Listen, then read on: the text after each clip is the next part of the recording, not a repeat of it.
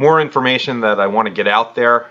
Again, sort of a New Year's resolution for me, secular New Year's resolution, is, I'm just so nauseated by all the clickbait, exaggerated headlines, neo-plagiarism, and just outright plagiarism that I see on the web, on social media, getting a lot of clicks. So I'm just trying to do an honest sort of work and emphasize people, make videos of things that are not having videos made of them, information that good people are writing very well. And here's an example of that. By the way, on plagiarism, happy Martin Luther King Day. This is someone named Arlene Kushner. I've been following her, semi-following her for years. She just wrote about the latest IDF destruction of terror tunnels, and I want to make sure this information gets out there. Look, if everyone were reading her stuff every day, there would be no reason for me to make the video. But this is, you should follow her, by the way, Arlene, Arlene from Israel.info. Her name's Arlene Kushner. She's an American who made Aliyah. I got to put the glasses on. I know they reflect. Maybe I don't look as cute, but I got to read this properly. This is what she wrote. I'm going to pretty much read it verbatim unless something pops into my head. January 15th, 2018, from Israel, unreal.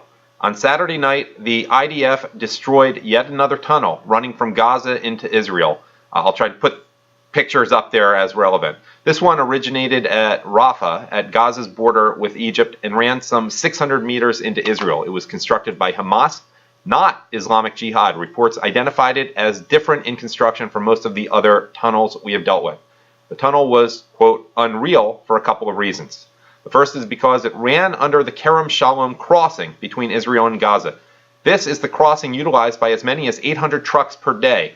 This is not a typo. Bringing supplies into Gaza for the people there, food, fuel, medical equipment, textile products, etc. All civilian goods except those that are dual use. It is quite literally their lifeline to the outside.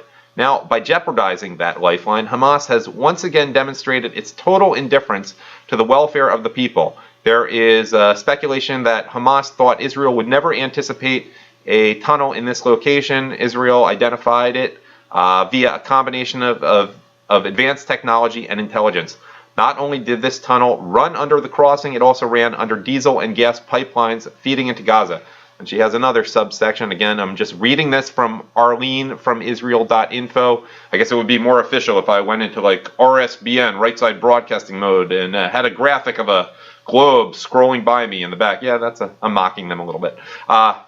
So continuing with what Arlene Kushner writes, Saturday night, Israel closed Kerem Shalom, indicating that a security assessment was necessary, but not offering specifics beyond this. Israeli jets then entered Gaza airspace and took out the tunnel shaft, destroying it in a precision bombing near Rafah. The Egyptians had been notified. At the same time, there was an operation to take out the portion of the tunnel that was in Israel. The crossing remained closed on Sunday. Next section from Arlene Kushner. Again, I'm merely reading this. You all read it every day. You all subscribe to her and send me angry messages like, why are you doing this? Everyone reads her stuff all the time. Anyhow, great. End of these videos. But continuing on. The other reason this was unreal was because this tunnel circled back into the Sinai. The other tunnels into Israel we took out recently originated from Khan Yunis and moved directly into Israel. But because this tunnel came from Rafah under the Kerem Shalom crossing, it entered Israel right at the edge of the Egyptian Sinai. The tunnel was able to enter Israeli territory and then move into the adjacent Sinai. There probably was some intention of utilizing this tunnel for terrorism inside of Israel, but it is believed that its main purpose was smuggling of strategic weaponry, primarily missiles, into Gaza for a future war with Israel. The weapons were to be sent from Iran by way of the Red Sea across the Sinai. And then the map up there, she writes, yes, I know this map says West Bank, not Judea and Samaria, but it illustrates my posting well. We can get over that. Continuing, next subsection. It goes without saying that the Egyptians are considerably less than pleased by this turn of events, which represents a major deception by Hamas, eager to cut off interaction between Hamas in Gaza and ISIS in the Sinai, and thus prevent Hamas assistance from being transmitted to ISIS. Egypt flooded tunnels leading between Gaza and Sinai in the Rafah area. The Egyptians have an orientation that is essentially hostile to Hamas, an offshoot of the Muslim Brotherhood. However, the Egyptians had of late been looking the other way on this because of a commitment of cooperation regarding ISIS had been secured from Hamas. The Egyptians were even involved in reconciliation negotiations between Hamas and Fatah. The deal was signed in Cairo last October. See the picture. It is obvious to the Egyptians that the Hamas tunnel into the Sinai had to have been constructed with the knowledge and presumably tacit agreement of ISIS.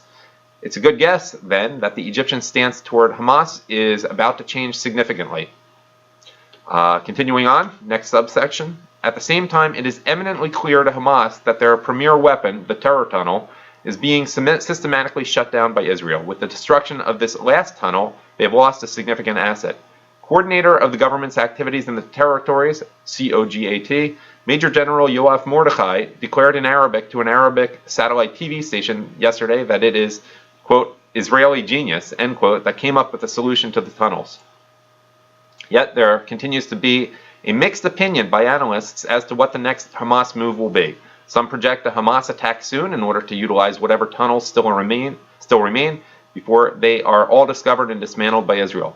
Others say Hamas is simply not eager for an escalation of hostilities at this time. Again, reading what Arlene Kushner has very recently written at arlenefromisrael.info. And one last, she has quite a few subsections left in her almost daily email, but I'm only going to read this last one because then they're less relevant to the topic.